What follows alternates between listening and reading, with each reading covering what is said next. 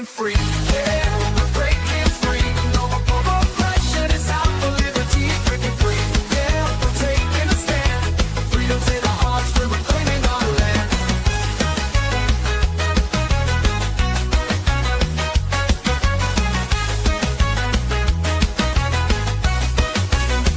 They try to silence us, but we won't be tamed. Voices getting louder, can't keep us in chains. We got the power, we got the might. Together we can shine, together we can fight. Feel the rhythm in your feet, it's time to stand tall. Raise your voice and shout, we're breaking down the walls. We're breaking free, yeah, we're breaking free. No more oppression, it's out for liberty. Breaking free, yeah, we're taking a stand. Freedom's in our hearts, we're reclaiming our land. They try to silence us, but we won't be tamed. Voices getting louder, can't keep us in chains. We got the power, we got the might. Together we can shine, together we can fight. Feel the rhythm in your feet, it's time to stand tall. Raise your voice and shout, we're breaking down the walls. We're breaking free, yeah, we're breaking free. No more oppression, it's time for liberty. Breaking free, yeah, we're taking a stand. Freedom's in our hearts, we're reclaiming our land. We're claiming our land, yeah. I hate this show. Oh my goodness. All right. Welcome, everybody, to another edition of Are You Smarter Than a Politician? This is your gateway drug to liberty. Tonight, we're asking a simple question. What if the answer isn't fixing the system, but making it irrelevant? Tonight, three agorists take on the institutions that control our money, our choices, and our lives, and the alternatives that we can build right now. Stop waiting for permission. Start building freedom. So get ready, because tonight you decide who is smarter than a politician. Joining us, former champion, my buddy, Sal Mayweather. He's the co-host of the Sal and Mark Show. That's on Wednesdays, 7:30 p.m. Eastern. It's a great show. He's an author of many, many books, including 3 books that changed the world. His merch is at agorathreads.com. And on X, of course, he's legendary. He's at Sally Mayweather. How are you tonight, Sal? I'm excellent. I'm pumped to do this show. Always look forward to this one. What have you been up to, buddy? Same shit. Just we're getting ready for Cypherpunk Week in Amsterdam. We're going to be filming a documentary there about the tools that people need to live free. So we're going to go to Amsterdam and we're going to find a lot of these people who are like converging on the city for Cypherpunk Week. I'll be speaking at Common Sense and DashCon. And then actually on that Sunday, we're going to do a live stream on September, I believe it's September 6th or 7th. We're going to live stream from the Amsterdam canals with like some VIPs in the crypto agorist world. So that'll be like 1 p.m. European time. So if you're around Sunday, September 6th, it's going to be a crazy stream. So check it out. Awesome, man. Looking forward to it. Sounds like a great time. And fresh off his major tour that he just finished, Derrick Broze, he's the founder of the Conscious Resistance, which is theconsciousresistance.com. He's also co-founder of the Freedom Cell Network, freedomcells.org. He's the author of A Man of My Word, also the author of the Pyramid of Power, co-author of the Consciousness Resistance Trilogy. You can find him on X at DBroze Live Free. He's also got a Substack there, Derrick Broze, substack.com. How are you tonight, Derrick? I am doing great. Happy to be here for the first time and happy to be here with Sal and Geoff. Awesome, man. Tell us what you've been up to. Tell us about the tour. What else you got going on? Yeah, I've been home from the tour now for 3 weeks. I did a 26-city U.S. tour from May through the end of July, just spreading the message, essentially the message of what we're going to talk about tonight. You know, I call it Exit and Build, and is largely inspired and kind of expanded from Samuel Konkin's original agorist ideas. And so, yeah, I had a successful tour spreading the ideas.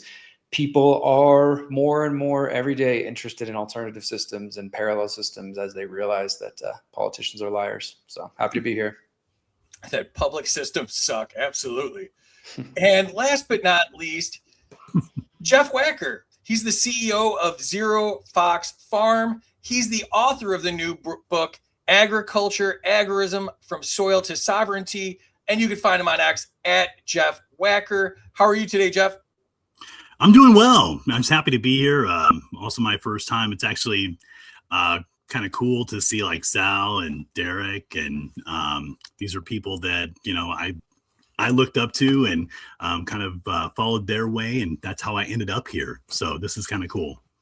Awesome. And actually, I'm not really working on anything except for just the farm. Tell us about the book. So I'm a poultry farm. I'm an educational farm. We're looking at going to be a 501c3 educational institution. Just kind of showing people how they can just grow their own food. That's awesome, man. And no one ever sends me their book, but Geoff actually sent me his book. So I've been reading it, and it is excellent. And what I like about it, anybody that knows me knows I've got like a spastic ADHD thing going on, and it's really easy read. I've been bouncing around in it. It's really, really cool. So if you're doing any sort of agriculture or even like at home stuff, I mean, I think it's such a great guide. And, it talks about building parallel systems and all the things we need for resilience and self-reliance and all the things we talk about all the time on the show. So really good book, man. And thanks for the copy of it. Oh, thank you. And last but not least, our lovely producer, Terry Batts. How are you tonight, Terry? I'm so excited. I've been wanting to do this for so long. Let's just get going because I'm super excited. Chat, please share us out everywhere you can and keep those chat comments coming because I love it. Even the ones on patty cakes out there. I see you, Rob. I see you guys. And it was Terry's birthday this week, so I have to do this. There we go. Happy birthday, Terry. Happy birthday. So, and I get to do it one more time because it's Mini Free's birthday. My son, a bunch of people know him. He's traveled to some of the conventions with me, so I get to do it one more time. He gets Terry out of the cake. So, all right. Now that that's out of the way, let's see. Friday night is sponsored by Xano. If you're tired of surveillance coins dressed up as freedom tech, Xano's the real deal. Open source, enterprise grade, privacy, scalable and secure. Build, spend, and tokenize any asset without the peeping eyes. Xano isn't just private. It's none of their damn business. And if you're in the space, visit intro.xano.org to learn how Xano gives you the power to own your own data, your money, and your assets all in one simple, secure platform built for real-world freedom. Appreciate Xano sponsoring the show. And thanks to all of our subscribers as well. New subscriber this week, James Ray. So we appreciate you. He's another guy that's supporting Dexter Taylor. And so him and I jive on that all the time. So appreciate the work you're doing on that, James. And thanks for being a subscriber. You can subscribe to us on X. And if you want to sponsor the show, email studio@freedomuncut.com. And I think that's all I wanted to say there. So let me jump into it here. Actually, let me jump into the chat. The chat's hopping already. All right. Happy free day, Chris, another subscriber. Hit the thumbs up, everybody. Appreciate that, Odds Man. Welcome. Kay's here. Yes, happy Free Friday. So glad it's the weekend. Amen to that. Rob Yates, another subscriber. Over under on the start time. I'll take the over. I will always literally take the over. Fatima is here. Can you give me a shout out, please? There you go. There's your shout out right there. Left Coast Speed is here. Jake Day, what's up? Another subscriber. I only have a little bit before I have to drive, but I didn't want to miss the opening. Hi, everybody. 200 to Sally for the biggest Agarist guns, here to pump us up. There we go. 420 points to Sal for going to Amsterdam. Waz is here. What's up, Waz? Waz is doing a bunch of cool stuff. Check out Waz. William's here, another subscriber. Howdy, y'all. This will probably be the best show ever. Oh, don't set us up here, William. I'm trying my best, man. Conscious Resistance. Is that you, Derrick? What's up? Awesome. All right, let's jump into it here. I wanted to say thank you to Lisa Belay. I was out working on her campaign this week. She's running for Congress in District 2 in Louisiana, New Orleans, Jefferson Parish, a bunch of areas there, as a libertarian. So she's got a fight ahead of her. So if you want to donate to her or if you want to volunteer or anything like that, go to her website, belayforcongress.com. I'm on X at Smarter Game Show. Terry is Bats T76. Our merch is available at freedomsuperstore.com. We got shirts. We got mugs. I'm wearing the Make Anarchy Great Again shirt in honor of my brothers here tonight. You can find us on YouTube and Rumble at Freedom Uncut. If you want to find all that stuff, it's at smartergameshow.com. Please share this out. Help bust the algorithm with the with the based opinions that this panel shares, we're not going to get a whole lot of help from the algorithm. So we could use your help. And antiwar.com's doing their fundraiser right now. I think they're one of the absolute best out there at, going after the war machine and all the propaganda. So if you'd like to make a donation to them and help the good work they're doing, go to antiwar.com. They're not paying me to say that. I'm just a huge fan. In fact, I'm paying to say that because I just donated to them in Xano. So I'm literally paying to do this right here. And all right, getting started here. Since Trump ruined peace prizes, our grand prize tonight is the Are You Smarter Than a Peace Prize? Also on the prize shelf, we have the Mike Johnson Signature Cologne Swamp Ass, as well as the Ayn Rand Fountainhead Teddy Bear. We have an assortment of libertarian bobbleheads. We also have the Mitch McConnell Cryogenic Chamber. It keeps career politicians on ice long past their expiration date. We also, this one for my buddy Nick Stank Memes, I had to steal this. This is the Junior's first Sawzall. If you want to teach Junior how to get rid of mass surveillance, this is the tool you need. We also have the MAGA blow-up influencer. She looks real. She sounds empty. She gets paid. We have all the religious books by Trump, the Trump Torah, the Trump Quran, the Trump Bible. We also have the UFC White House set, as well as the Trump Nativity set. I know it's almost September, but we can't get rid of this piece of crap. So somebody please take it off our hands. And of course, the Lego Killdozer, because nobody talks about the Killdozer more than me and Casey do. Here are the rules. I am the government. Whatever I say goes. Scoring errors count. Life isn't fair. Suck it up, Buttercup. Nobody cares. The chat controls the score. So the chat can give or take up to 100 points from contestants. And because I am the government and I believe in crony capitalism, subscribers can give or take up to 200 points from contestants because they pay me, so they matter more. Nuking a score. Any former contestant can nuke a score, taking it down by 1,000 points. The twist is a contestant can only be nuked one time, and it has to be for a good reason. And these are 3 agorists, so you probably don't got a good reason. So you might as well just holster it till next time. All right. Lightning round where you get started. Terry controls the chat and the scoring. So I'll put her in the back, make her life extremely difficult. Thank you, birthday girl. All right. First question of the night is to you, Sal. Category is crime, justice, and victimless crimes. Could private arbitration replace government courts for most civil disputes? They already are almost. Most people prefer mediation or arbitration over government courts because they're so inefficient. That was the whole thing that made Ethereum so popular in the beginning. Everybody got so excited back in 2016 because we're going to have smart contracts that are executable without having any input by a third party like a politician or something like that. So absolutely. If the government didn't enforce a monopoly on the judicial system, it probably would have overtaken it entirely by now. That's so true. Like, so many things go to mediation first. People don't realize it. Like, people prefer it nowadays. It's cheaper. It's more efficient. Quicker. Yep. Absolutely. All right, Derrick, to you. The question is, should there be a crime when there is no victim? No. I think that one seems simple. No, there should not be a crime if there's not a victim. I mean, I think that's probably one of the main tenets of what all 3 of us would believe in here, and hopefully people hearing this, is that if there's no victim, there's no crime. And no matter what the government says as far as what they're trying to scare you into why they have to pass a new law, if there is no victim, there's no crime. Yeah.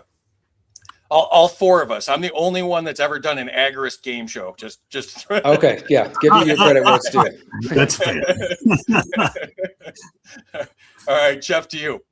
Should juries be explicitly told they can refuse to convict someone under an unjust law? Well, yeah. And, I think that we should all kind of understand and know what jury nullification is, right? That's, again, a basic tenet of our judicial system. So, yeah. I agree. All right, Sal, back to you. The category is guns, self-defense, and security. I always like to point out whenever we do anything about guns, we need to free Dexter Taylor. He got 10 years for assembling legal gun parts, and he should not be in jail. And now we've got another one that I need to point out. Demetrio Daga is sentenced to 40 years, I believe, for printing ghost guns, something near and dear to me and Sal's hearts. And that's absolute bullshit, and he should not be in jail. So free Dexter and free Demetrio. All right, Sal, the category is guns, self-defense, and security. Should gun owners build private marketplaces and community networks that reduce dependence on large corporate retailers? Yeah, and we already are. There's a lot of 3D printing collectives out there that you can. I don't have to identify them by name. You can find them with just a little bit of research, but you can hop in these communities. They have, different private ways of communicating, and they share files and stuff like that. So I absolutely think we can. It's the only way, frankly. Look at under Trump. Like, these are the Republicans. These are the ones who are supposed to be pro-gun. These are the people who they've had control of the House, the Senate, the presidency, the vice presidency, the Supreme Court, all the courts, all the way down, and they still couldn't move the needle on gun rights just a little bit. The fact is, they don't want to, because they're just as threatened by an armed populace as the shitlibs are. So we have to take it upon ourselves to protect our gun rights. You don't need a 3D printer, by the way. You can go to Home Depot, or in fact, I don't recommend going to Home Depot or Lowe's, because you get flocked coming in and you get flocked coming out. So if you go to like Ace Hardware or something like that, you can go get yourself a couple pipes, and you don't even need a 3D printer to make a gun. So yeah, absolutely. I believe in doing it in an unregulated and permissionless fashion. Not legal advice, though. That's true. Definitely not. All right, Derrick, to you. The question is, could private and community security replace some functions currently performed by police? Absolutely. And just as Sal said with the last question, they already are in some cases. I have I'll take this to an example outside of the US just for a quick moment. I have the benefit of where I live right now in central Mexico, Michoacan, Mexico, 2 hours from where I'm at. There's a town of 20,000 people called Cheran that is about to celebrate, actually just recently celebrated the 15th anniversary of their uprising, where they kicked out the corrupted cartels, they banned political parties, and kicked out all the cops. And they have their own volunteer security force, you could say. You could call them cops even if you want, but they're all done by the community. The community decided after that to ban the external political parties, which sounds crazy coming from the US, but there's still parts of the country where people have that ability, because this is a majority indigenous area. And they're just one of many examples where people said, you know what, we don't want the state doing our policing. We'd rather come up with our own ways to protect our community. And there's countless other examples. Probably one of the most famous ones folks in the US have heard of would be Darryl Brown, of course, up in Detroit with Detroit Threat Management. And there's others. So it is already happening. And I think it's something that more and more people are becoming aware of, that cops, even if they have the best intentions, they're still a part of the machinery of the state. Totally true. All right, Geoff. Is building a culture of individual and community self-defense more effective than demanding better protection from government? Well, yeah, you already know what you're going to get from the government. But wait a minute. See that question again? Of course. Okay.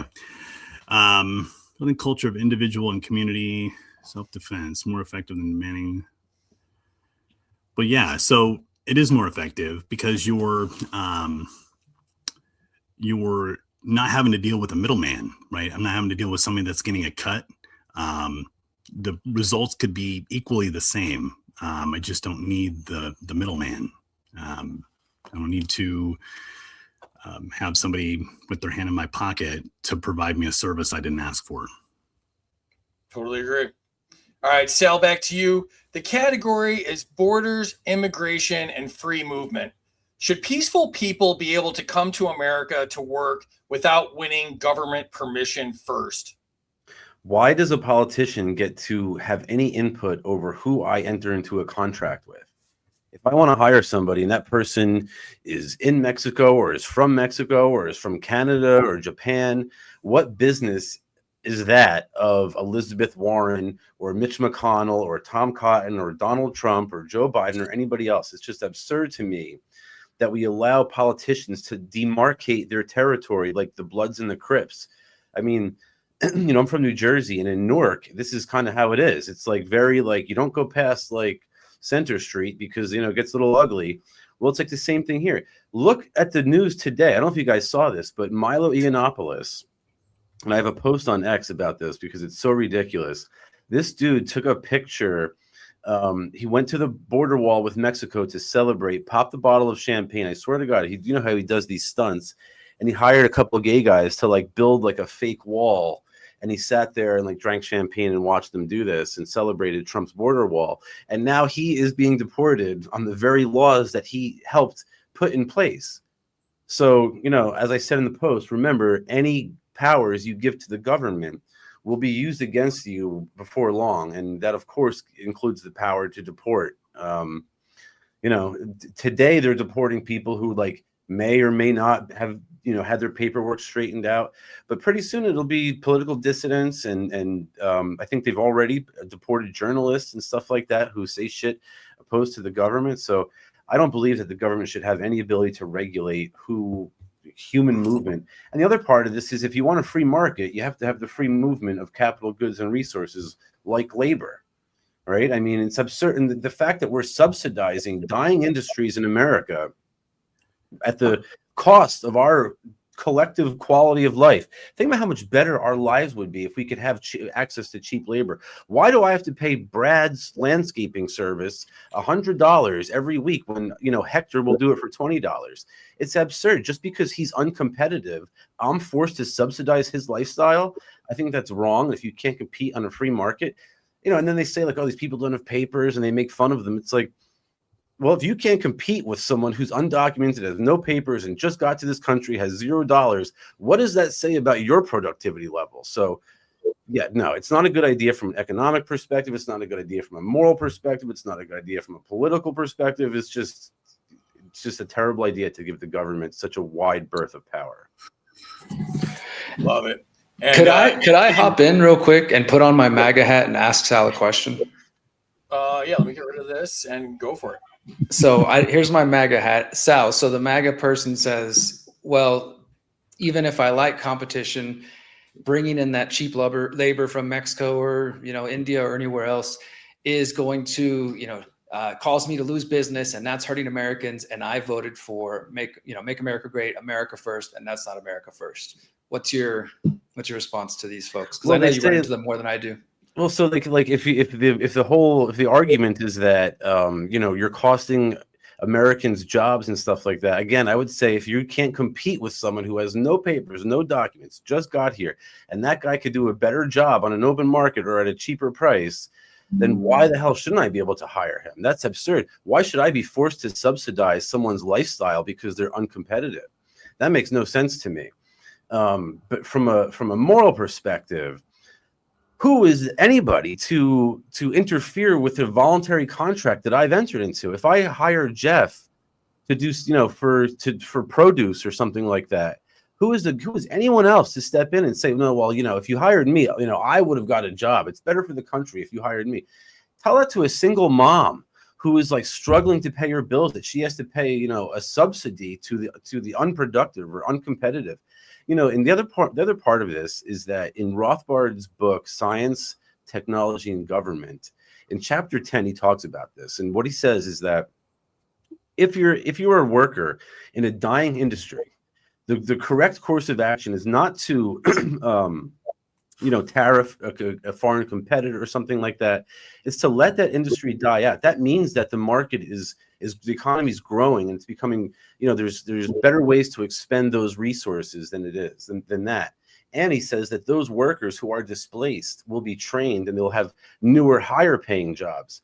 A lot of this is true of, like, you know, a lot of like technological advancements, like, you know, when some piece of technology replaces 10 jobs, people are like, they lament like this. They have this Luddite sort of lamentation about, oh, there goes 10 jobs that we could have had for one robot. No, think about how many people it costs to build the robot or to design the robot and then to maintain the robot.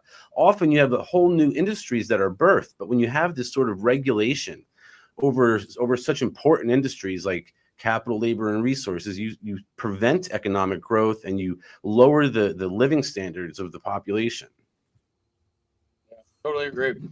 All right, Derrick, your question is, should employers be punished for voluntarily hiring undocumented immigrants? Obviously the answer to me is going to be no here. And thanks for that, Sal. I think it's, I hope that that people understand the importance of going deeper into that. No, the answer would be no to me.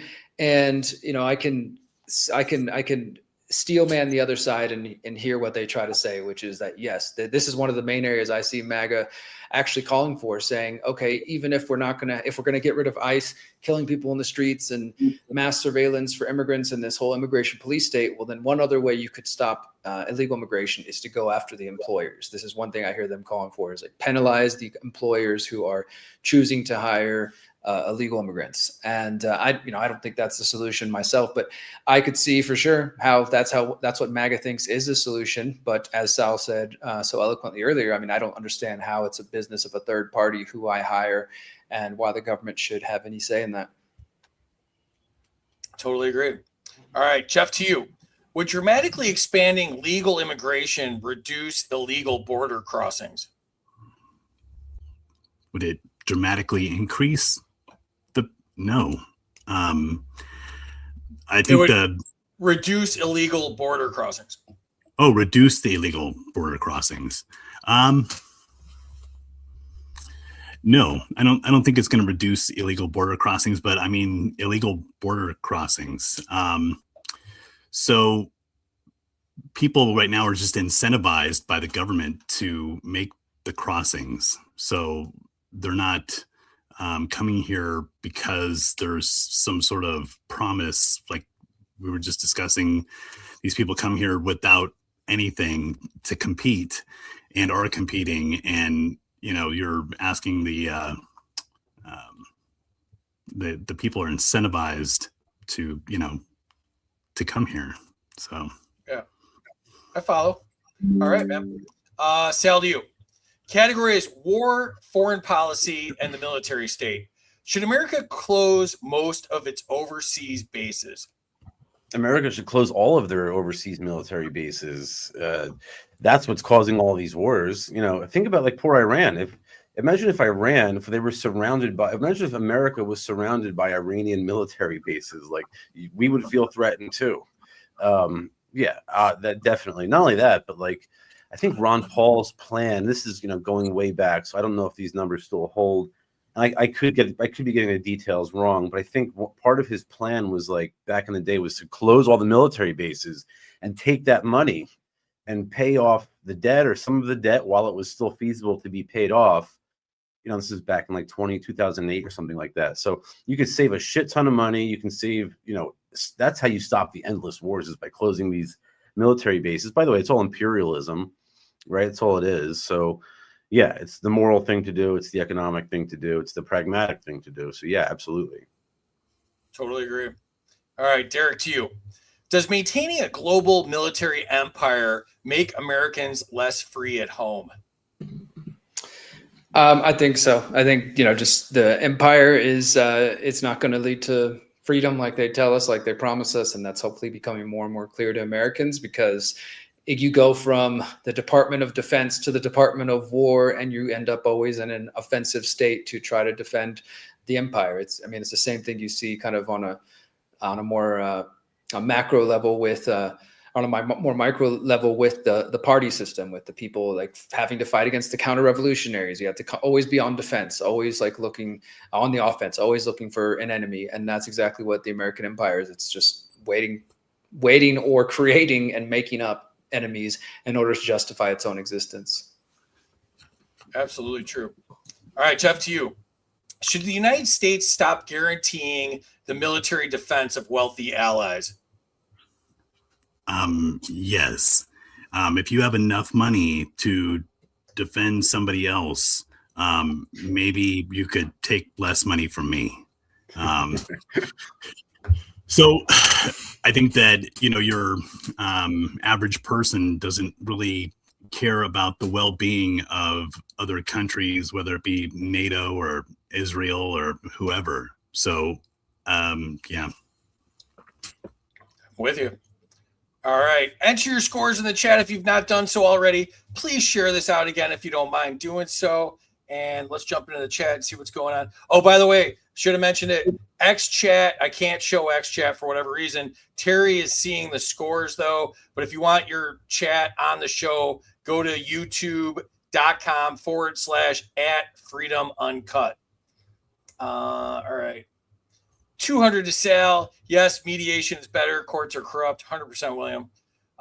Points to Geoff. Jury nullification. Points to Sal for the Palestine sash based. Agree. Points to Sal for mindfulness of flocks at the home stores. 100%. Points to Derrick for being on Redacted, and more importantly, this game show. Yeah, I got to check that out. I want to see the Redacted episode. 200 to Sal. So true. No third parties between two people making a transaction. There she said. Terry said she's getting them, but she can't star them. That's true. Points to Sal for free markets. Points to Sal for hiring Geoff. Yeah, Geoff needed the work. And points to Geoff for working for Sal. That's fair. That's free market right there. He got points both ways. Points to Sal for talking, moving his hands, and fixing his banner around his neck all at the same time. He's a fashion icon. Points to Derrick if he rhymes an answer. We're throwing down the gauntlet there. Points to Derrick for taking one for the team and putting on that MAGA hat. Yeah, I wouldn't do that. Points to Derrick for challenging MAGA thinking. Points to Geoff for the matching red hat and shirt. Oh, you look like Limp Bizkit tonight, or something like that. Oh man, maybe in the 90s. Ryan Brindley's here. What's up, buddy? 100 points to anyone that plans to attend Midwest Peace and Liberty Festival 2024 and possibly even do a speaking arrangement or a skill share. And I'd like to point out, Ryan won the Midwest Peace and Liberty Festival show that we did there because at the end, somebody offered 200 points if he'd go jump in the lake, and he ran and jumped in the lake fully clothed. It was pretty excellent. And you guys would like this. The lake there, the whole property was bought by a Bitcoin guy, and the lake there is called Lake Satoshi. So it's a sweet setup. 200 to Sal for close them all. 200 to Derrick, good answer. 200 Derrick, I forgot what he said, but it was good. Trust me and trust the plan. And Dr. Belay's here. I just spent a week with Dr. Belay and Lisa Belay on Lisa's campaign, belayforcongress.com, and he's given 200 points to Sal because he's a subscriber. Appreciate you, Dr. Belay, or I should say Charlie, I guess. Let's check the scores.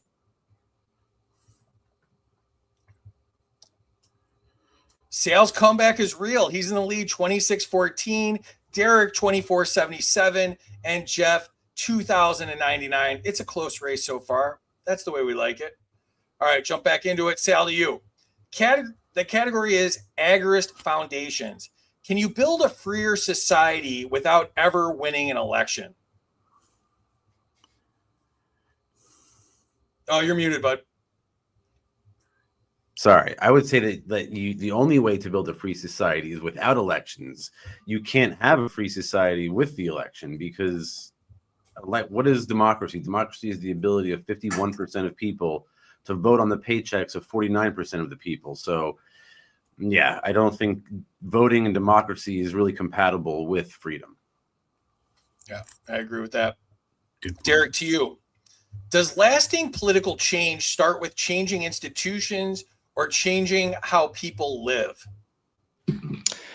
I think it's always going to come down to how people live. You know, that change starts within culture. I mean, I will say, obviously, politics and politicians can make changes, but it's typically that they follow changes that have already been kind of happening in the culture, in society, whether that's like, for example, cannabis laws going one way or just in general cultural themes. Like the government tends to follow those shifts, and that's why there was prohibition, and that's why prohibition's not around anymore. And so it starts within the people, and we can kind of push and engineer change if we recognize the power we have, of course, because a lot of people don't believe so. And then from there, the government's just typically trying to catch up to what the people are already doing. Definitely. All right, Geoff, to you. Is withdrawing participation more powerful than protesting? Well, yeah, it's you're exiting versus trying to fight something. It's much easier just to exit. I mean, I can fight against traffic the wrong way, but if I just get off, it'll be just fine, and I think that really applies when you're talking about like anything, really. I mean, it'll apply. I like that, That's a good especially when the analogy. traffic is stealth bombers, right? Can I add something to that real quick as well? I just want to Sure. insert another thought just to get us our brains working here. So this is a criticism I will often hear because like these guys here, I talk about parallel systems and exit and build often. And one of the complaints or criticism people will say, well, you know, that's great. You can exit and build, you can build parallel systems, but it doesn't stop the bad government from doing X, Y, and Z. And so, of course, this is typically their argument for why we should vote or we should try to participate in politics, which obviously I don't agree with.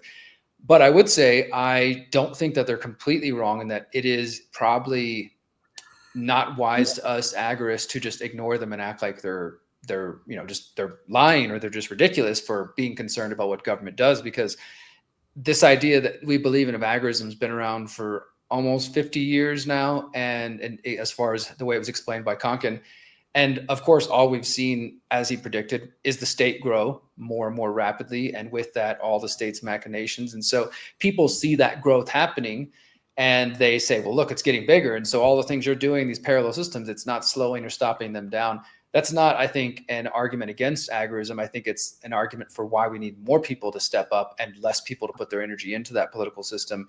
But I think sometimes people take it the opposite. They see that growth and they're like, well, you're telling me not to participate, but if I vote, at least maybe I have a chance of stopping this bad thing, which, you know, doesn't typically work. But, you know, obviously sometimes it can be at least a limited, you know, defense measure for some people. But yeah, overall, I think that's important for us to address as agorists, because I hear that regularly. People who say, great, exit and build parallel systems, but that's not going to stop them from doing insert my biggest fear. Can I take a stab at it? Yeah, go for it. Yeah. So I get this all the time too. And what I honestly believe, and I think this is what Sam kind of felt too. And there's a great article by Per Byland that he wrote. Literally, it's like in 2006. So it's 20 years old. He published it at LouRockwell.com, and it's called The Strategy for Pushing Back Against the State. And in it, he makes an interesting argument. He says, like, I'm going to like just kind of draw an example from what he said. So like, you know, you can't stop the state from printing money. They're going to print money and they're going to use that to murder children. That's true, right? And me exiting their financial system is not going to stop that from happening. But if I, you know, use cryptocurrency and precious metals, if I remove myself from the fiat monetary system, at least my conscience is clear, right? At least I know that I have at least tried to minimize my contribution to the murder of a child. And, you know, what Per Byland says is, you know, it's not a very libertarian principle to say, hey, I want to change everybody else's mind. Like I can't change them, right? I can only change myself. And I think that if we do that, other people will sort of see our example and follow us. And I think just look at the growth of the crypto industry over the past, 15 years, however long it's been. I mean, it went from, we were crazy to, Goldman Sachs and the Treasury Department is buying this stuff up. So, I think that we have to do what's best for us individually, find the tools that we need to live free. Other people will follow that example. And as the government becomes more and more oppressive and more tyrannical, then we'll reach stages of mass adoption and critical adoption. At least I hope so, Yeah. All right.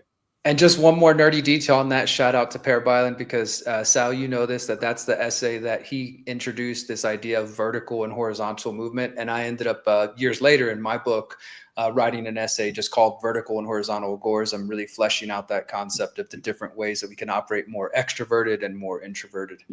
Yeah, most agorists have not read that article, but that's one of the more he breaks it down in a way that really wasn't done before. So I encourage everybody to check that one out. If you're having audio issues too, check out YouTube if you can. A couple of people have mentioned there's audio issues, and I'm trying to listen and troubleshoot at the same time, but I have no idea what's going on. So, all right, back to you, Sal. Category is everyday agorism. Can the average American realistically practice agorism without radically changing their lifestyle? I think they probably already do, and they might not even know it. I think we all kind of do. That's the beauty of it. we all cut corners to, for self-preservation purposes in spite of the government. And I think that's the truth of it. And, how wide of a corner you're going to cut is going to depend on your risk tolerance, and your risk tolerance will be different for everybody. So, you got 10 kids and a mortgage, your risk tolerance is going to be much lower than someone who's 17, and they're going to get a slap on the wrist in front of the judge for knocking down the flock camera. It's going to be different, but I think, it could be as simple as growing a garden. You don't have to be running guns across, an international border.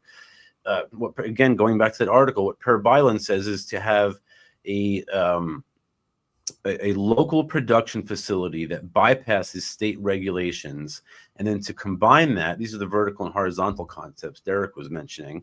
You combine that local production facility with voluntary peer-to-peer trading, and it becomes a very powerful tool of disruption. So like a blockchain miner is a local production facility. You're producing currency. And when you use that, you actually use it as a medium of exchange. It becomes a very powerful tool to disintermediate the state. A 3D printer is a local production facility. When you start manufacturing Glocks and handing them out in New York, the state of New York, you are seriously disintermediating a lot of their laws. The same is true of a garden, right? It's a local production facility. You go to the farmer's market and sell it for silver coins. That's a very powerful tool. So, yeah. Definitely true. All right, Derrick, to you. Is buying directly from your neighbor more meaningful than buying from politically aligned corporations? Yeah, absolutely. I mean, I think this just ties into the vertical and horizontal stuff we're discussing here. It also just ties into this concept that a lot of people are familiar with, whether they're anarchist, agorist, or otherwise, of voting with your dollar, which is really the only vote I really do is through my actions and through my dollar and the people I interact with and I do business with. And so, yeah, you can do a lot more positive and beneficial actions for your local community, particularly by supporting entrepreneurs, whether that's at farmers markets or, the crypto side, crypto meetups, or just even yard sales, or just supporting small business owners and entrepreneurs that when you have the option to go to the big box store like a Walmart or whatever else, and you that there's a local, smaller, more independent alternative. I think it's definitely serving your community and doing some good by giving them your money instead of the big box store that's going to be just fine without your cash. Right. And that sucks the cash out of the economy, the local economy, and sends it to like Arkansas in Walmart's case, right? Which is really where the counter economy starts, at least in my opinion. Like, you obviously with crypto and things, we have digital means to have a counter economy, but for a lot of people, that counter economy is going to start in your own backyard. And so you start getting local people and farmers and entrepreneurs and business people selling their wares that you can support, maybe with cash or with things like Zeno and others. It's that counter economy builds locally. Totally agree. All right, Geoff, to you. Would self-reliance make an impact politically if millions of people practiced it? Yes. I think what that does is it self-reliance kind of replaces the need for anything political like that. Your regular person that might, just be starting out small will just do things that are not in the system. And like Derrick was talking, I always talk about like the tree with the small cuts, right? You're taking small cuts out of the tree, and eventually, you take enough small cuts out of that tree, your tree falls down, right? And that's kind of what self-reliance does, is it starts to take those small little hacks out of what your need for the government is and for any kind of political action. Instead, you're taking market action. Are you flipping a switchblade there or something? What is it? You got some extra noise going on there. Really? Yeah. All right. Sal, back to you. The category is black and gray markets. Is an illegal market necessarily an illegitimate market?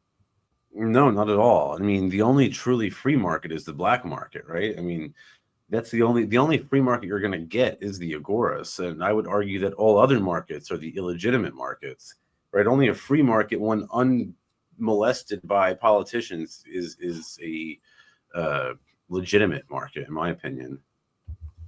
Yeah, definitely true. All right, Derrick, to you. Can participating in a black market ever be morally justified?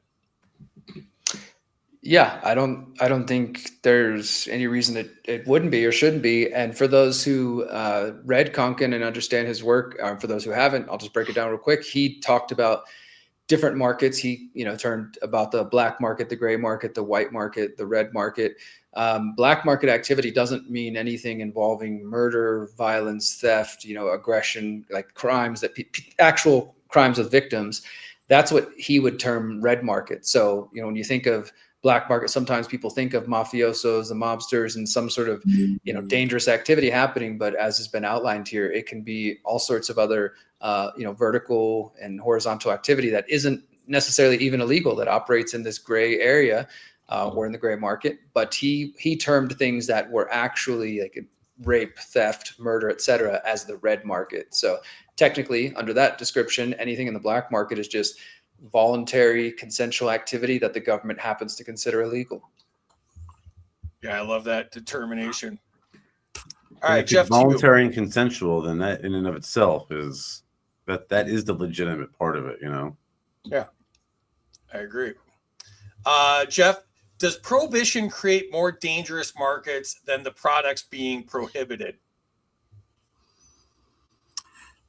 Does prohibition? I'm sorry. One more time with that. I apologize. Does prohibition create more dangerous markets than the products being prohibited?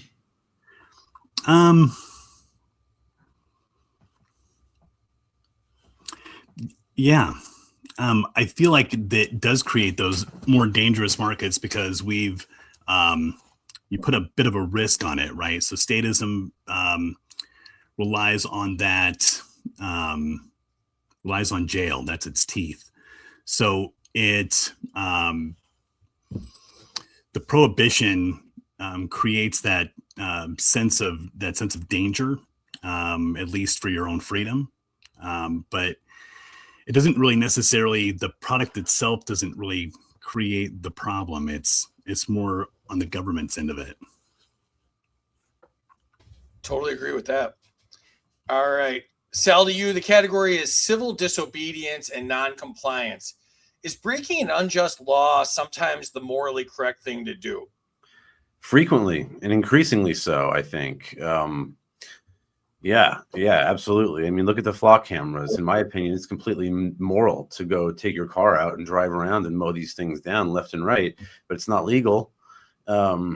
There's a lot of things that are morally acceptable nowadays that are not legal, and I think that it's kind of flipping, right? Like everything that's it's legal to pay your taxes and to fund a genocide, but it's illegal to withhold your money from the genocide. So they've kind of, I don't know. I've always had this belief that the government is just evil and that the market is just good, and I think that everything kind of falls into that paradigm very easily when you think about it like that. So definitely. All right, Derrick, to you. Does peaceful civil disobedience remain legitimate when the law was democratically approved? Let me see it again. Does peaceful civil disobedience remain legitimate? Okay. Yeah. Sure. I mean, just because a bunch of people come together and vote out the minority and say, we're going to pass a law, whatever that law may be, and now it's legal and recognized by the state, doesn't make it immoral for somebody to say, I think that's an immoral law and I'm going to protest it. I'm going to perform some act of civil disobedience. Because, I mean, I think as everybody here probably agree, we shouldn't be bound by the majority or the whims of government or the whims of the majority of people, the 51% versus the 49, and being forced to go by what they claim. And so if something is immoral, whether it's legally recognized by courts or the state or been quote unquote democratically approved, I don't think it really matters. I think that good people should disobey unjust laws regardless of how they came into being. Absolutely. Totally agree. All right, Geoff, to you. Should government employees refuse to enforce laws they believe violate constitutional rights? Yes, they should. They should refuse to enforce those laws. If it's an unjust law, well, I mean, why bother? That's Totally a tough one. agree. All right. Enter your scores in the chat if you've not done so already. Please share this out again. Appreciate all the help we're getting. I think we got the, X isn't working at all, and we got all sorts of problems, but appreciate everybody that's here and that everybody's just trying to see it. So, all right, let's check out the chat. 200 to Derrick, change starts with culture. 100 to Derrick, change begins with culture, and we need to be that culture. Points to Derrick, exit and build parallel systems is the solution. And you keep mentioning Conklin, which is based. Points to Sal, vote with your wallet every damn day. Points to Sal for plug of removing himself from the fiat currency. My buddy Jake's here from Tough Love Sound Systems. Check out their records. Really cool record label. First time for everything. Points to Derrick for being on James Corbett reports years ago. Points to Derrick. Yes, vertical and horizontal agorism. So it's like economic Legos. I'm cool with that. Points to Sal for all those words. Points to Sal for the local plug to go combat the state and the garden analogy. Points to Derrick and Sal for representing SEK3. Points to Derrick for mentioning Xano. Yeah, I mean, mention Xano a lot. Appreciate Privacy Coins and their support of the show. Points to Derrick, promote local small businesses and visit farmers markets. Points to Derrick. Points to Derrick, to quote Baby Yoda, counter economics is the way. Points to Geoff, love the bedsheet backdrop and the ASMR. Points to Geoff, self-reliance is the key to freeing regular people from the state. Bonus points for his great book. The book is legit. Points to Geoff, market action toward free markets. Points to Sal, black market agorism. Black markets matter. 200 points to Sal, make markets colorblind and government markets blind. Oh, I like that, Chris. Points to Sal, yes, black markets are the real free markets. Points to Derrick, SEK3, market definitions and explaining the difference between peaceful and violent markets.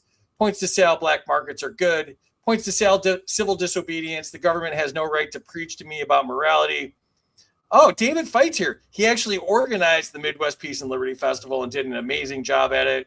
Shout out to him and his show. Check him out on all of the channels. Hell yeah, this is a dope as fuck lineup. True story. That's all Terry. Points to Sal, evil government, bad, free markets, good. Points to Derrick, good people should disobey unjust laws. Chris missed a couple keys there. Points to Sal for money for genocide, but jail for opposing it. Points to Geoff, third place, pity points, and great answers tonight. Let's check out what's going on here. All right. Jump into the scoreboard, and Sal's still in the lead, but it's getting closer. Derrick just behind, and Geoff's still within distance here as well. Let's get back into it. Sal, to you. Of course, this category is brought to us by our friends at Xano. If you're new to privacy coins and you hate the fiat system and the war that it causes and all that stuff, check out Xano, intro.xano.org. Sal, the category is cryptocurrency and financial privacy. Is anonymous digital money a legitimate privacy tool?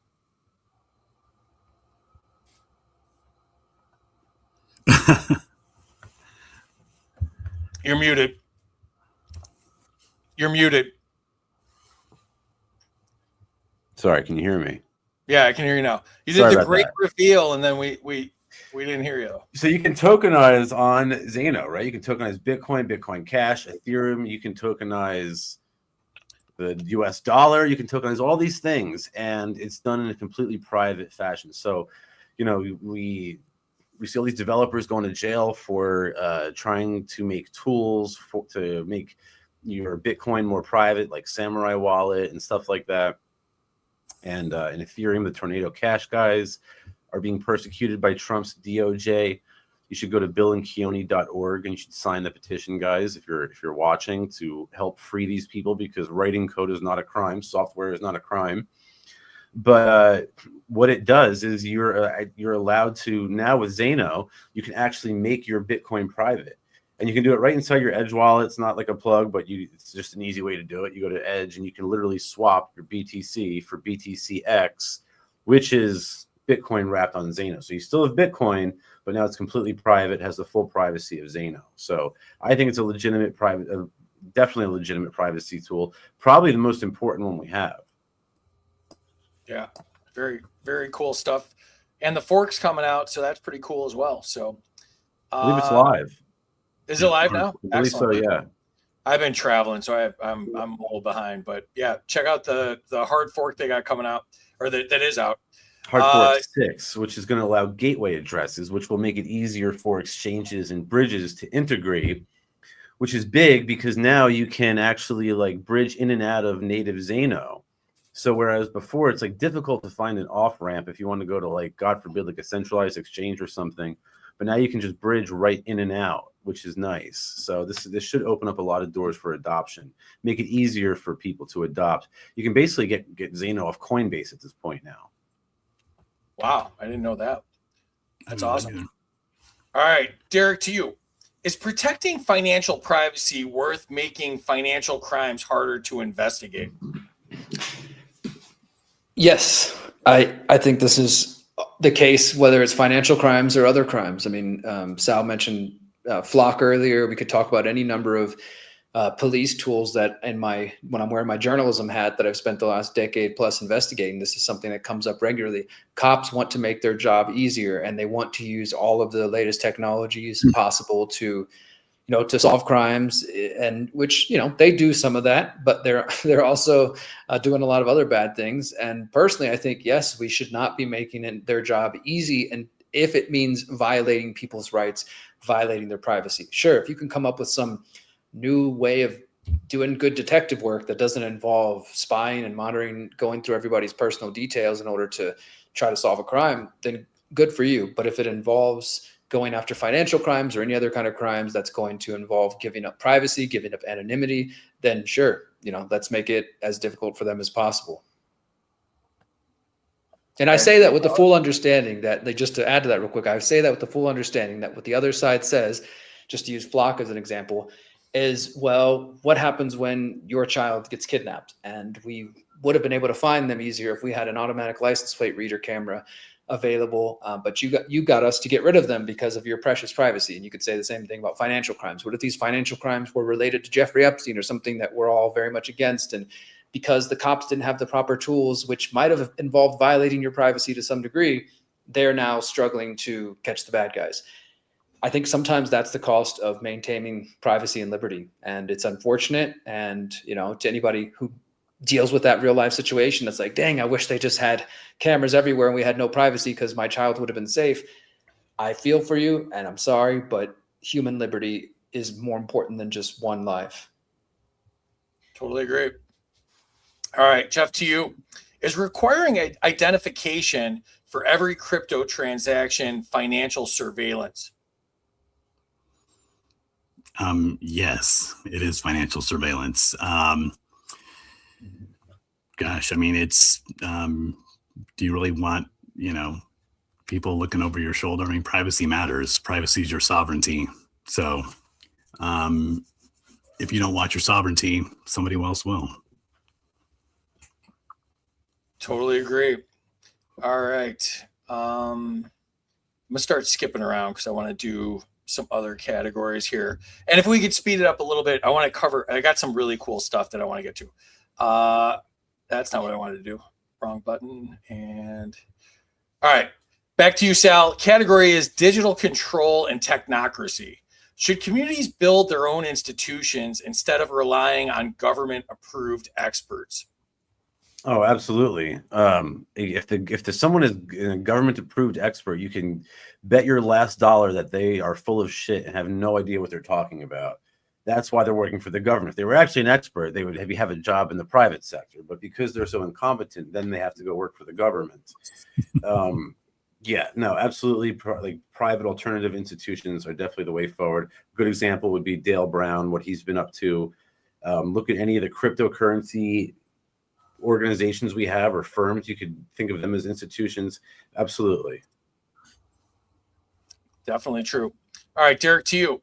Could voluntary certification replace government licensing in medicine, law, construction, and other professions? Yeah, I don't see why not. I mean, that's not that the government, it's not like the government has any sort of special magical power that allows it to certify and register, different types of organizations or groups to keep things safe or to keep things rolling along in business and other areas. And there already are different types of independent kind of voluntary certifications that some businesses, they might choose to get registered and whatever else regulated by the government because they have no choice because they're being, threatened. But then they might also choose to get private, recognitions and private regulations, if you will, in order to just get more support from their customers to show it publicly that, hey, we also have this stamp of approval. And so right now we already have that kind of competition. I think it could increase in a bigger way, and hopefully will in the long term when you have more private institutions competing with the state in that way. But in many ways it already is happening. What would you trust more, the CDC's recommendation or the recommendation of, a group of doctors on a competitive open market who are, saying this on a free basis? I was talking about this week, and I was saying, which would you trust more, the health certification on a restaurant, that little sign they put up, or that they're insured by Warren Buffett? Yeah, right. Some bust out that's inspecting restaurants in the hood, or that they're insured by Buffett. Look at just what they've done in the last week. I mean, how many people had, they were shitting their brains out? How many millions of Americans had diarrhea because they trusted the government to ensure that their lettuce was safe? Yeah, exactly. I just trust Anthony Fauci and that, yeah, my health advice from Fauci. Right. Yeah. And imagine a private market where, you have like groups of doctors or something, or industry experts saying, hey, we give this vaccine a thumbs up, we give this vaccine an A or a B or a C. Then you can make up your own mind with your own medical doctors, your own family members, as opposed to the CDC coming in and saying, hey, we recommend you put muzzles on infants. Like, that's going to be, we recommend everybody gets experimental mRNA injections, right? Look how that turned out. Or we won't insure you if you get this vaccine. That would be pretty powerful stuff as well, So, Mm-hmm. All right, Geoff, to you. Is convenience making Americans dangerously comfortable with centralized digital control? Yes. I think that people are getting used to, they almost want it. It's very convenient for them. So I do think that they are getting very comfortable with it. We'll see where that goes. Yeah, I agree. All right, Sal, to you. Categories: food, farming, and self-sufficiency. Should residential neighborhoods be allowed to prohibit families from growing food or keeping small livestock? So this is an interesting question because the key word here is residential neighborhood. I do think that if you lived in if you choose to live in a private or a community, like an HOA or something like that. I know a lot of people don't like HOAs. I actually like them as a libertarian because they provide a lot of services that are alternatives to state provided services. And if I want, I can leave. I don't have to live there. You're choosing to pay all of that voluntarily. But so yeah, if you're like in a community where you say, all right, guys, we're not going to have any chickens on our lawn. We all agree to that. Everybody says, yeah, okay, then don't have chickens on your lawn. But, if your neighbor has, I don't know, like if you live in a big neighborhood and your guy has like a chicken or something, it's not your business. Just mind your business. So no, I generally think not, because we lack property rights. We don't have the ability to tell your neighbor, what he's doing or not, what he should or shouldn't do. But again, if you enter into a voluntary agreement, that's a different story. Totally agree with that. I've made that exact same case for living in an HOA, which we have a lot of in Florida. All right, Derrick, to you. Should small farms be exempt from regulations designed for industrial agriculture? Should small farms be exempt from regulations designed for industrial agriculture? Well, kind of feels like a trick question, because if I don't think government regulation of farms really is the answer overall. So, I think that, it feels like a trick question to me in that sense. I think farms should be able to do what they want and grow what they want without government regulation. And I do think also that there is, whether or not there's a state or not, there is a massive difference between some local guy growing food in the backyard and somebody doing a community garden, urban farm, community supported agriculture, and then some massive monocrop, monoculture, plantation, industrial factory farming that is causing all kinds of real destruction to the environment, the planet, not climate change or anything like that, but just real destruction. And, so the regulation that does come in on smaller farmers, including backyard farmers, tends to benefit those big, actually destructive organizations, not, and it hurts the small guy, like all government. Yeah, like the big agribusinesses don't care if like they have to pay another 50 grand to meet some regulation. It's the local small and mom and pop farmers that get hit the hardest with those sorts of compliance. That's why the factory farms can take $1 billion fine and move on with it. It's the same reason why Jeff Bezos wants to increase the minimum wage, right? Because he knows that he can afford it, but his competitors can't. Rothbard said that when they erect these barriers to entry, they necessarily cartelize the market, because only the existing industry players really are able to remain. That's in every industry. That's how they lobby it. Mm-hmm. Yeah. Like I said before the show, Derrick, the questions aren't stupid. It's the government that's stupid. So I agree with your take I see on that. it. No, I just got confused. I was like, wait, am I not understanding? Yeah, no, I agree with your take. But if in incrementalism, the small farm should be exempt from it because they're really trying to regulate the Chinese-owned big ag industry. So. I agree, and those regulations just hurt the small guy and allow the big. Well, and they don't scale it. They don't proliferate. scale it down for the small guy. They lobby to keep it so the infrastructure is unreachable, and they never scale it down for the small guy. Somebody said we're losing like 50 small farms a day or something like that. It's a crazy number. It is. All right, Jeff, to you. Should farmers be able to sell food directly to customers without going through the conventional food system? Yes, and they often do through farmers markets and things like that. Definitely don't need permission. And in fact, I suggest everybody get out there and get to know your local farmers, get to know where your food comes from, see what it looks like out there, see where your cows are laying. So yeah, I would definitely say that your small farmer definitely needs to see faces, and you'd probably like to see their faces, know who you're buying from. That trust thing goes a long ways. Can I just add to that, like 100%? It's like when I tell people I would tell people to grow their own food, and they would laugh and they would say, "You silly Igorist, how is growing potatoes going to fight the government?" And then, of course, during COVID, they started shutting the grocery stores in New Mexico and stuff like that.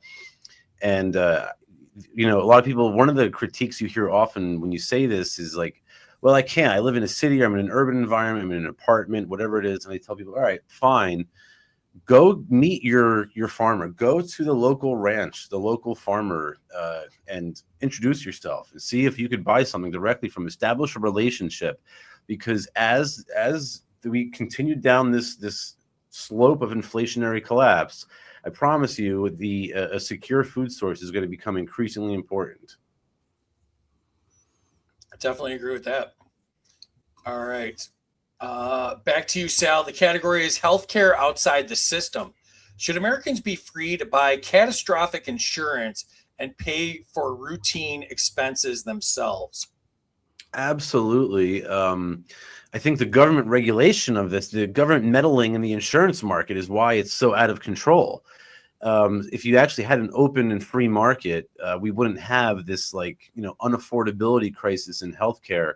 And by the way, it's not just healthcare. It's like down here in Florida, it's a mess. Like you can't buy houses because the government is requiring flood insurance in certain areas, and they're like whole communities are being wrecked because of this. So, but if there's people who want to build a house there, they understand the risks. Why shouldn't they? But again, like the government, a lot of this is like people. the government sort of distorts the market by offering things like FEMA and welfare and, disaster recovery bullshit, which, by the way, I'm still waiting for. I had like no power. I lost all my shit, and like they never sent us anything. Irish Adam, my former co-host, his place got wrecked. And I think he applied for like the $700, and they were like, no, you don't qualify. But it's like, Jeff Bezos can get the $1 billion subsidy, and Israel can get $100 million to, blow up a few elementary schools. The whole thing is absurd. Definitely agree. I did not get the $700 either, so I'm with you on that. Right. We paid for it, though. Derrick, to you. Could independent clinics make hospital systems less necessary for routine care? Yeah, this is another one where I think it's kind of, the answer is yes, and it's kind of already starting to happen. I mean, I don't know if they ever will completely replace these big more mainstream hospital networks, but go to any public hospital, like, for example, I'll speak about Ben Taub in Houston, which is where I'm originally from, and everybody in the city knows that hospital is not a place you want to get stuck in. Just long wait times, just, miserable staff, all those sorts of things. But you have seen an increase, I'd say, in the last decade or 2 decades of these smaller, kind of more independent emergency clinics that aren't obviously full on hospitals, but they're set up to see people when maybe they don't want to or need to go to the big hospital and get charged $10,000 for, just to be seen for 5 minutes. So yeah, I think it's completely possible for those to continue to compete and outcompete the bigger hospital systems. Good example. All right, Geoff, to you. Should communities build underground healthcare networks when government rules make legal care unaffordable? Sure. Absolutely. In fact, that's a really good idea for communities to do that. They don't even have to really have people that are necessarily like in the medical field. There's so many different things that you can use that are not necessarily in the medical field that are also be in the healthcare field. And a lot of those things are not necessarily like certified, but they're credentialed. So yeah, I do believe that they can do that. Awesome. Where was I going here? I'm skipping around, so give me a second. All right, Sal, back to you. Categories: building parallel economies. Could people build an economy capable of functioning outside the government-controlled one? Oh, of course. That's the whole point of agorism. And in the Eastern Europe, in the Soviet days, they called it Nalevo, the left hand, right? But the market was bigger than the government market, right? And of course, the size of the unregulated market will be determined by how many regulations there are. So the government controls the size of the regulated market. But yeah, no, entirely. I think that that's the only way forward. Definitely. All right, Derrick, to you. Do alternatives have to outperform government services before people will abandon them? I mean, it helps if you have evidence that some alternative parallel system is outperforming, and that's good for propaganda purposes to say, look, they're doing a horrible job and we're already making more money, or helping more people, or whatever it may be. But I don't think it's necessary for them to be proven to be effective, because it takes time. And even what Konkin originally envisioned was, and what I think is accurate, is this is a generational change. It's not necessarily going to happen overnight. It takes time. And just because we don't have some massive parallel alternative industry, like, for example, the hospital question a moment ago, or any other area, just because that doesn't quite exist yet, and instead we're more decentralized, doesn't mean that it's not effective, doesn't mean that it's not actually a moral system compared to their immoral system. So whether or not we are out competing them on a mass scale, the point is to operate in and cooperate within systems that are moral systems, as well as systems that are, not feeding the beast. Absolutely. All right, Geoff, to you. Can local businesses create supply chains that meaningfully bypass large corporations? Yes. They can definitely bypass the large corporations. Large corporations, work very methodically. They work specifically, and almost like smaller entities have a little bit more flexibility. And yeah. Awesome. All right, 6 questions left tonight. All right, Sal, to you. Category is artificial intelligence. Should people run AI locally to keep their data away from governments and corporations? So honestly, I'm not the right person to ask about this, but I know Joel Valenzuela just put out like a thing about like how to have AI but do it in a private way. I know there is my buddy Milan DeReed has this company called Nano GPT, which is sort of like Chat GPT but a more private version, and you pay for it with cryptocurrencies like Bitcoin Cash or Nano. Yeah, look, I think the AI and the privacy thing is actually a really big conundrum or big problem, because the whole thing is that AI, how effective or how efficient the AI actually is going to be dependent on how much data it's fed. So if you want to have a good AI, you have to feed it a lot of data, and it has, the more of a risk it becomes for exposure. So I'm not really sure what the answer is entirely. I also know, by the way, there is liberclaw.ai, which is another AI that is supposed to be, at least it's marketed as being more private. And some of the guys I know, one of my friends is a developer at Edge Wallet. He is going to actually review that for me and give me his professional opinion. But the truth is, I'm not the best guy to ask for that. Could I just say something on that real quick? Of course. But yeah, so I think yes. Could you show the question again? If I understood it correctly, I would say the answer is yes, because I'm also not a technologist, not a coder, not a developer, but I happen to be, I think like Sal, surrounded by lots of smart people who do know this area better. And I would say there are realistic concerns associated with artificial intelligence in a lot of areas. Surveillance, of course, is a big one. But if you're going to use it, I think, for me, for example, as a journalist, I think it's important to be transparent if you're using it for writing your emails, your articles, stuff like that. But also, if you are going to use it, then yes, don't use, just like with everything else, like we talked about voting with your dollar, don't use the big tech AI that is just feeding the beast and building Skynet. If you're going to use it, the best version would be hosting your own node, just like with crypto, hosting your own node, your own local AI bot that you've trained on whatever different systems. You could train it on Konkin, you could train it on everything else, but that is being run and hosted locally as much as possible, and not feeding into this massive beast. Totally agree. And I just want to throw in Aaron Day is another one that talks about this a lot. So Joel Valenzuela and Aaron Day would be 2 to check out on that for sure. All right, Derrick, to you. Can AI help ordinary people navigate regulations without hiring lawyers, accountants, or other gatekeepers? Yeah, it can. Again, like the caveat of what I just said a moment ago, I'm not a huge AI proponent.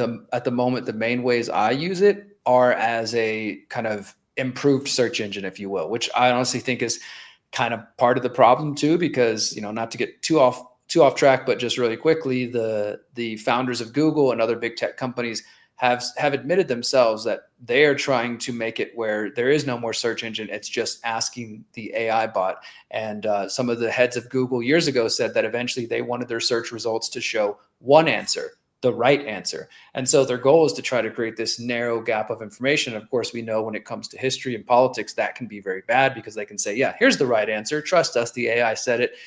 There's no need to look any further. So it can be very dangerous in those ways.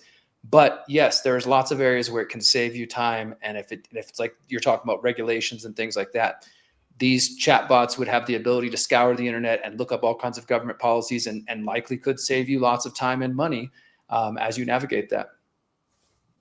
Awesome. That's good. All right, Geoff, to you. Could AI-powered education make government schools and expensive universities less necessary? Yes. I mean, it kind of is now. Something that we could look at is just how it's being used in schools, in colleges right now. They have entire classes where the assignments are all AI. So you're starting to see these curriculums that are all coming out with AI. So this will supposed to get less expensive for schools, less expensive for universities. We'll see what that looks like going forward. All right. Last three questions of the night. To you, Sal. The category is building a post-state future. Could a technologically advanced society function without a national government? Absolutely. Yeah, for sure. I don't believe that how technologically advanced a people may be will determine whether or not they need to be ruled by a band of, a gang of bandits. That could be true of a primitive society. James C. Scott's got a great book called Against the Grain, where he talks about how a lot of primitive societies who were, based in coastal regions were the last ones to actually have governments. Because they weren't able to apportion taxation based on grain. And a good example would be the Calusa Indians right here by us in Florida. So yeah, I don't think that the level of technological advancement has anything to do with it. No one needs a national government. What's the old saying? Like a man needs a government, like a fish needs air or something like that. I forget what it was. Yeah. Like a fish needs a bicycle. That's what it was. There you go. All right, Derrick, to you, could competing legal systems work better than a government monopoly on law? Yep, absolutely. And this is a big field of libertarian, anarchist, voluntarist, agorist research that Rothbard and Konkin and many others have elaborated on to give plenty of examples of how that's possible. And the government doesn't have some special, they have a physical monopoly at the moment, but they don't have some sort of special powers that give them this unique legitimacy to making and enforcing laws. It's just that they happen to be, as Sal said a moment ago, a cartel, a gang that is enforcing their rule by force. And they propagandize the people to think it's normal. But yes, absolutely, alternative legal systems could compete. Totally agree. All right, last question of the night to you, Geoff. Is a stateless society something worth actively trying to build? That's a great question to end on. Yeah, absolutely. It is worth it. Gosh, I wish I had something more profound to say, but right? It's a great question. It is actually worth it. I think, is it worth it to be a lot freer? Yeah, it is. I agree. All right, enter your scores in the chat if you've not done so already. Tell us who you think won. Tell us what you thought of the show. And please share it out again if you think people would like the replay. Let's jump into the chat one last time.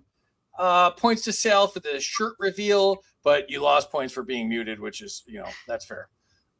Points to Sal, oh my God, it's a tongue twister.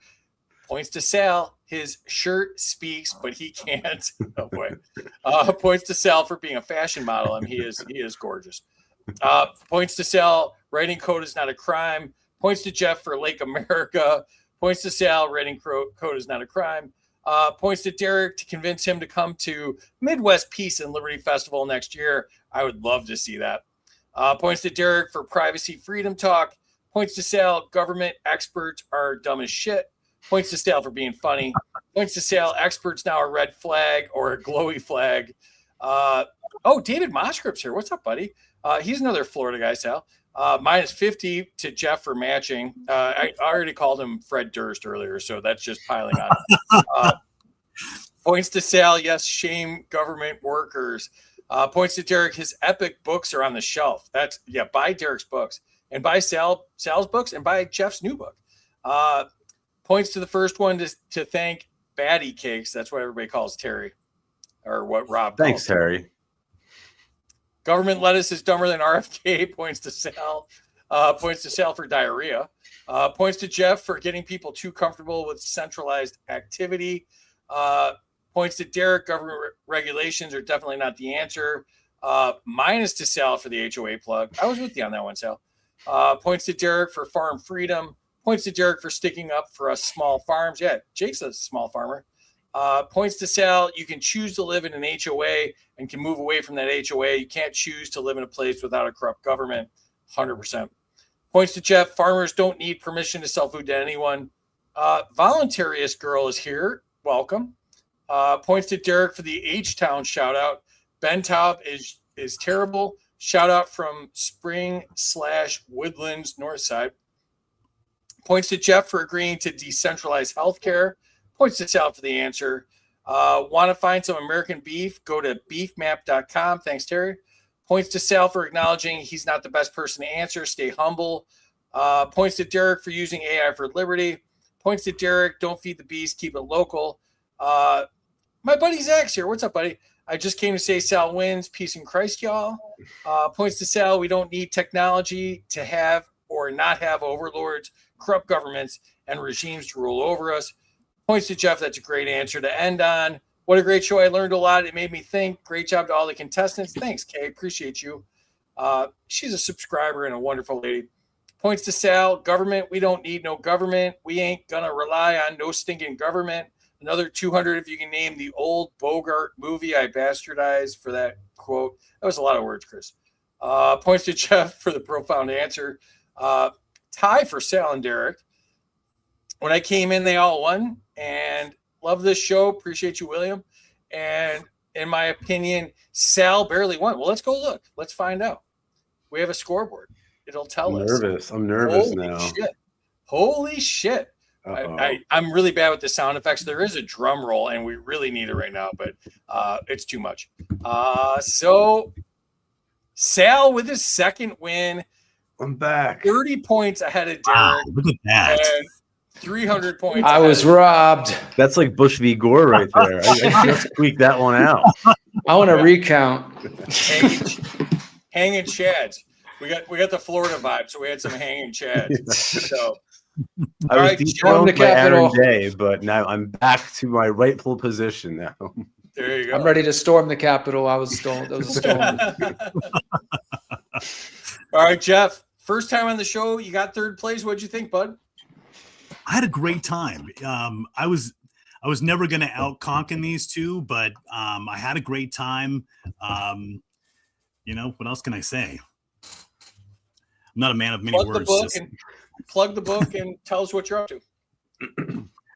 Well, I'm working on several projects, a lot of farm-related projects, a lot of things that when we're going to do a soft relaunch of the farm next year, and the book is doing really well. It's really about just gaining your own sovereignty, just back in the soil, right? Because you can grow food, you have some self-ownership in that. So go grab it. It's a great book. It's a short read. It's not real long. It's not real difficult to read. I made it so it's an easy plan. Appreciate And thanks that. for having me. Of course. And Geoff is the CEO of Zero Fox Farm, and he's the author of Agricultural Agorism: From Soil to Sovereignty. Follow him on X, Geoff Wacker. And I got the book right here. Appreciate you being on, and appreciate you sending me the book, man. It's a great read. And he said all those things are true. It's an easy read. It's packed with tons of good information. Absolutely. Awesome. Derrick, first time on the show, you got second place by 30 points. What are you thinking, bud?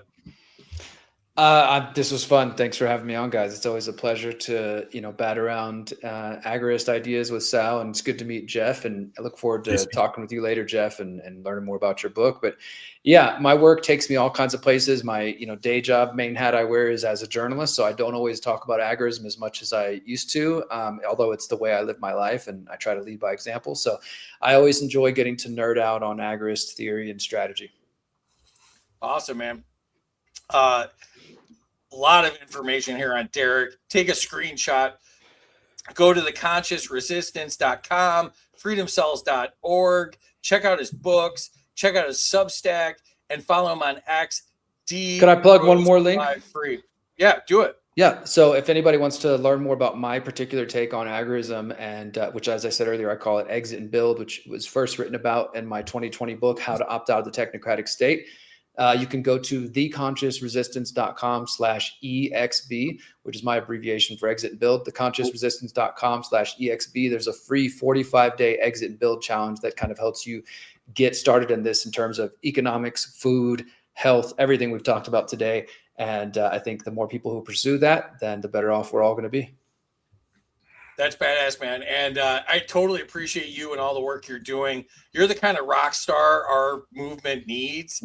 And so I love all you're doing. Your tour was awesome. I missed it in Florida because it was move-in day at University of Florida. So I was up there with my son. But yeah, I hope to catch it next time if you do it again. And love everything you're doing, man. Thanks for doing the show. Yeah, thanks for having me on. Of course, man. And second time winner. What's up, Sal? What'd you think? Dude, this is my favorite show to do. Honestly, I had such a good time, and it's always so much fun just to, like Derrick said, just to bat around these ideas with everybody. Obviously, Derrick's a legend in the Agorist community, so I mean, again, I can't recommend. Check out all of his books; they're all wonderful. You're a legend, free dude. I love this show. What you've created here is just so impressive and powerful. I just love it. And Geoff, I can definitely have to check out that book. I got some flights coming up for this documentary and this trip I got. So I'm ready. If it's on Amazon, I'll pick it up. If it's not, I can get it off your website. But I can't wait to read it. Always a good time. Happy to finally be back in my rightful position that Aaron Day stole from me. And I won't be relinquishing the title voluntarily. No, I appreciate you so much, man. And I mean, you do so much for the movement. I mean, you're a freaking legend. And I appreciate how nice you've been to me and the show. And love everything you're doing, everything you talk about. Check out Sal on X. He is Sally Mayweather. And he's got his show on Wednesday nights, 7:30 p.m. Eastern. It's the Sal and Mark Show. And he's got a ton of books. And also check out his merch at agorathreads.com. One more thing, if I may. Of course, do it. Derrick mentioned Exit and Build. I'll be speaking at Exit and Build 6. We're going to be doing, I'll be speaking about Zano, and we're going to be doing some live workshops about showing you guys how to tokenize assets on chain. There's going to be all sorts of other stuff going on there, like land and community planning. I think that's in Bandera, Texas, November 5th through 8th. And I believe I have a code that you can use to save a little bit of money. It's Sal Agorist, I think. But check it out. Should be a good time. Yeah, send it to me too. We'll promote it. I don't know. Terry's not backstage right now, so I don't know. Terry, are you there? Oh, there she is. All right, Terry, what'd you think? I'm already begging for a rematch. What do you guys say, Derrick? Sal? I have to guard the title now. I can't. I have to pick my battle selectively now. I'll come back and I'll take the title. Derrick would have wrapped one answer, he would have won. 30 points is close. Yeah. And the chat absolutely loved you guys. I don't know. You did a great job. I don't know what else to say. It was just amazing. And people are talking about how much they learned, and that is our goal. So you guys were perfect. What can I say? You were perfect. And hope to have you all back soon. Yeah, and thanks again to Zano. Your privacy matters. Choose Zano, the leading blockchain platform that prioritizes confidentiality and security. If you're new to privacy coins and you should figure it out, please figure it out. Go to intro.zano.org. Thanks again to all of our subscribers, including James Ray, who's a new one. Subscribe to us on X. Sponsor us by emailing studio@Freedom Uncut. And donate to antiwar.com. Appreciate you guys being on. Hang out for 1 second while I end the stream. Appreciate everybody in the chat and all the subscribers. Fun time tonight. We'll see you. Oh, no, we're off next Friday for Labor Day. So we'll see you in 2 weeks. Appreciate you all. Have a good night.